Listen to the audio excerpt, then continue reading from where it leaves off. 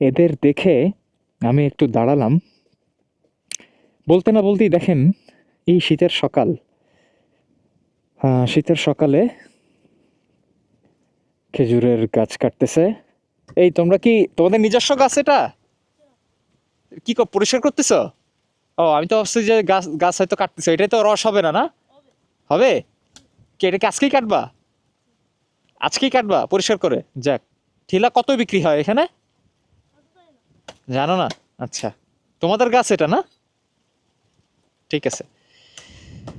যেমনটা বলছিলাম, এই যে যে শীতের বাতাস আমরা উপভোগ করছি, এই পাশে সরিষার ক্ষেত, যতদূর চোখ যায় আপনারা বিল দেখতে পাচ্ছেন।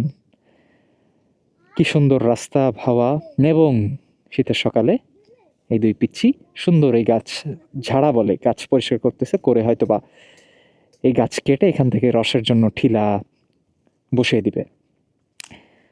তো এই সৌন্দর্য আপনি পৃথিবীর আর কোথায় পাবেন বলেন?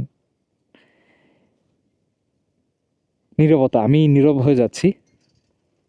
এই যে মৃদু আওয়াজে সাইকেল চলে যাচ্ছে, এই জিনিসগুলো আমি আসলে ফিল করি। এই যে সাউন্ড পলিউশন নাই, মানুষের সরলতা, মানুষের মধ্যে বাক নাই, প্যাচ নাই, খুব কম। আপনি যত রিমোট এরিয়ায় যাবেন তত এই জিনিসগুলো ফিল করবেন। এই জিনিসটা পৃথিবীর কোথায় আছে?